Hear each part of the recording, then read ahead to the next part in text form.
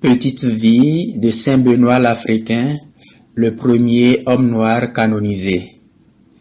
Saint Benoît l'Africain, appelé encore Saint Benoît le Mort ou Saint Benoît le Noir, est vénéré au Sénégal depuis plus d'un siècle.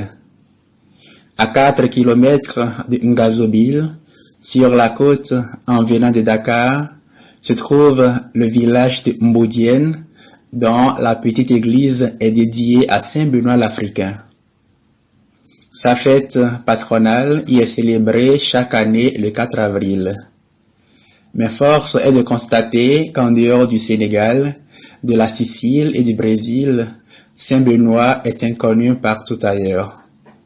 Cette vidéo donne un aperçu biographique du premier noir canonisé.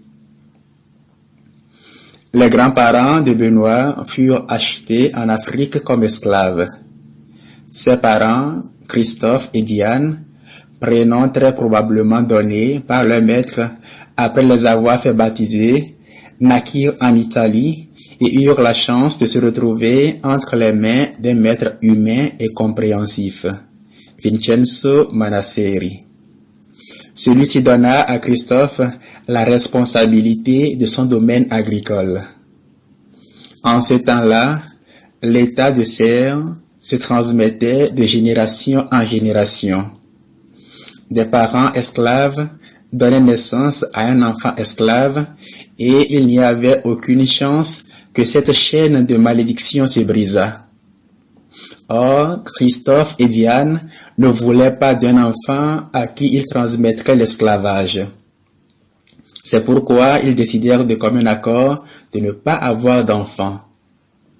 À la question de Manasseri, qui s'étonnait de les voir sans progéniture depuis des années, Christophe répondit, je cite, « Maître, je ne souhaite pas à mon enfant la condition d'esclave. C'est pourquoi ma femme et moi offrons au Dieu éternel et Père de Jésus-Christ ce sacrifice.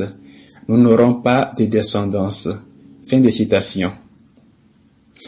Alors Manasseri, choqué par cette réponse inattendue, mais franche et catégorique, leur fit la singulière promesse d'affranchir leur premier-né. C'est ainsi que naquit en 1526 l'enfant noir qui eut une destinée si merveilleuse. Manasseri s'empressa de le faire baptiser et lui donna le prénom de Benoît. Quand il eut 10 ans, Vincenzo Manasseri, conformément à ce qu'il avait promis, affranchit le jeune esclave qui devint alors libre. Malheureusement, Benoît n'apprit jamais à lire et resta toute sa vie analphabète, comme nous le dit le document de sa canonisation.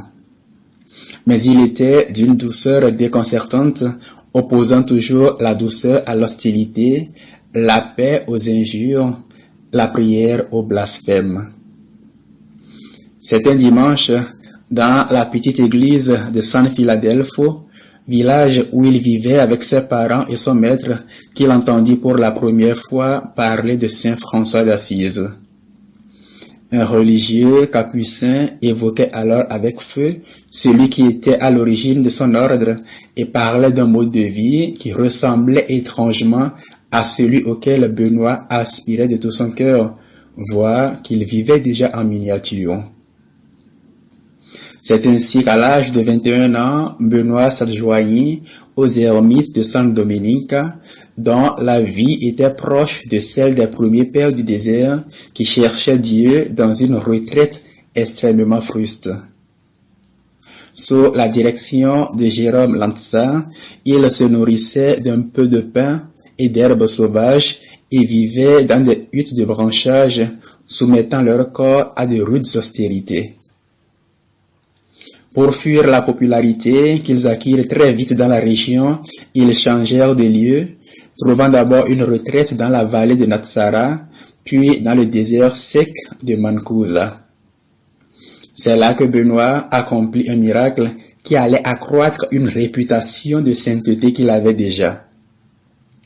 Un malade s'était en effet dirigé vers l'ermitage pour demander des prières. À la prière de Benoît, il fut immédiatement guéri. Ce miracle fut aussitôt connu bien au-delà de San Philadelphio, ce qui fit accourir des foules d'impotents vers le nouveau thaumaturge. Fuyant encore cette foule dévote, les religieux s'établirent dans une région rocheuse nommée Monte Pellegrino. C'est là que 10 ans après l'entrée de Benoît dans la communauté de Jérôme Lanza, celui-ci mourut et Benoît fut unanimement élu pour lui succéder.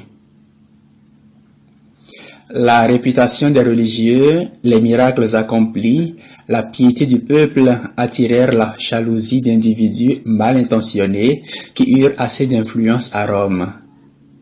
Sous le pontificat de Pie IV, tomba la triste nouvelle de la dissolution de la communauté avec l'obligation pour chacun de s'agréger à une communauté plus ancienne.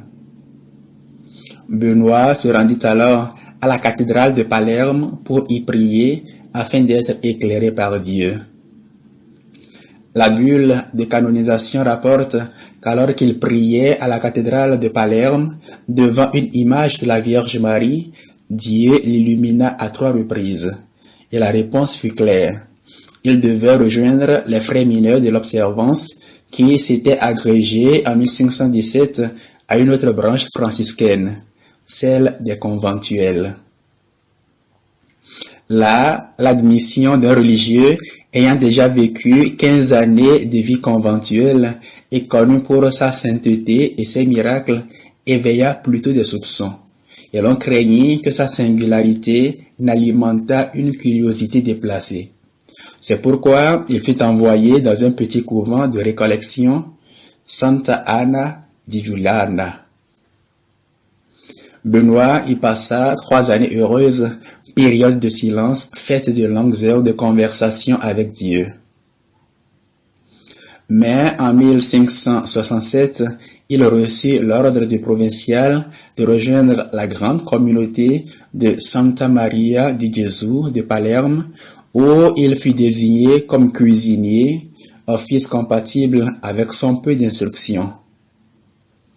Il s'adonna à cette charge à cœur joie. Bien qu'étant souvent en extase, même à la cuisine, la Providence l'assistait et les frères n'eurent jamais à se plaindre de lui. Au contraire, des récits d'approvisionnement mystérieux en cas de pénurie de vivres, ainsi que d'autres histoires miraculeuses se multiplièrent dans l'exercice de cette charge qu'il assuma pendant 11 ans.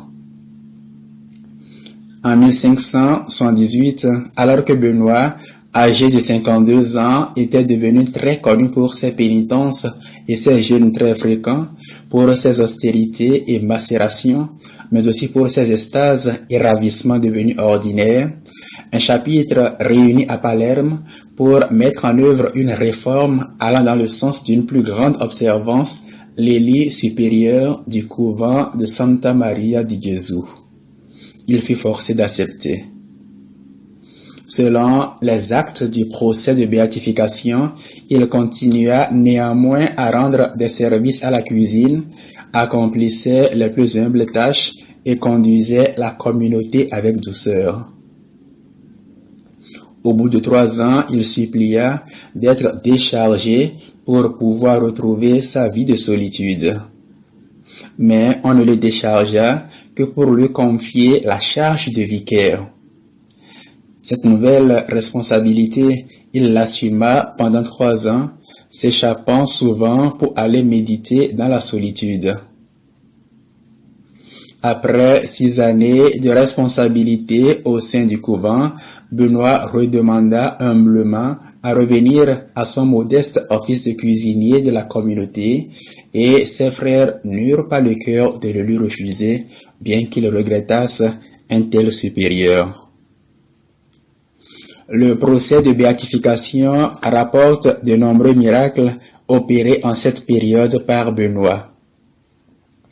Près du couvent, une femme nommée Éléonore, qui portait son enfant, âgé seulement de 5 mois, fut écrasée par des chevaux. L'enfant en mourut. Les cris de la mère étaient si déchirants que les frères accoururent. Benoît demanda à la maman de donner le sein à l'enfant. Celle-ci ne comprit pas et redoubla de sanglots. Sur l'insistance des frères qui connaissaient les étonnants miracles de Benoît, Éléonore obéit. C'est alors que l'enfant revint à la vie en poussant de petits cris. Quand Benoît passa les 60 ans, son état de santé se détériora à cause des nombreux jeûnes et mortifications qu'il s'imposait. Néanmoins, son visage rayonnait toujours de joie et de charité. Parfois même, une lumière spirituelle semblait émaner de lui. Un des frères franciscains témoigna au procès de canonisation. Je cite, « Une nuit, je fus appelé par un frère qui voulait me faire voir comment, alors que Benoît priait à l'église, une lumière de splendeur se dégageait de lui. J'y allai et je vis clairement et parfaitement ceci. Aucune lumière n'était allumée au cœur. Malgré cela, tout cet endroit resplendissait. Nous ne pouvions attribuer à autre chose qu'à une lumière céleste cette splendeur. » Fin de citation. Mais la fin de Benoît approchait. Un jour, alors qu'il était atteint d'une grave maladie et que les religieux pensaient que c'était la fin, il les assura en prédisant que ce n'était pas ce jour que le Seigneur voulait le rappeler, mais que cela ne tarderait pas. Quand le jour arriva, il rassembla les religieux du couvent autour de lui et implora leur pardon. Non qu'il eût en soi des raisons sérieuses de craindre les reproches des siens, bien au contraire, mais la moindre entorse à la charité fraternelle lui apparaissait extrêmement grave à cause de la grande délicatesse de son cœur et de son immense amour pour Dieu.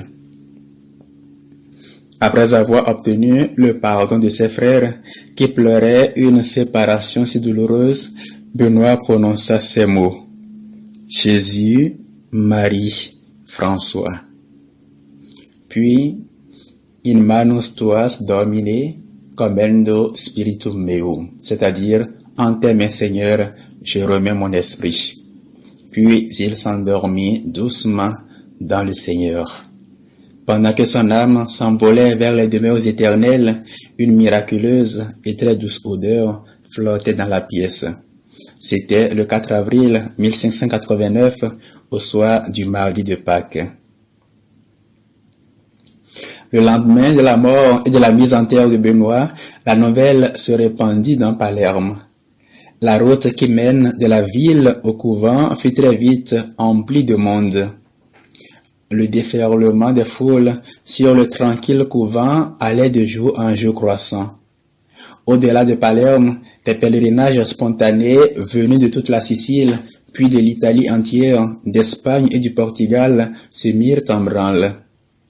Des foules innombrables se ruaient sur le pauvre couvent sicilien.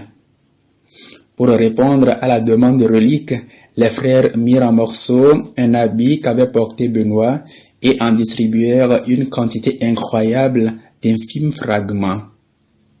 Ce fut une succession de guérisons, de résurrections et autres miracles autour de la tombe du saint.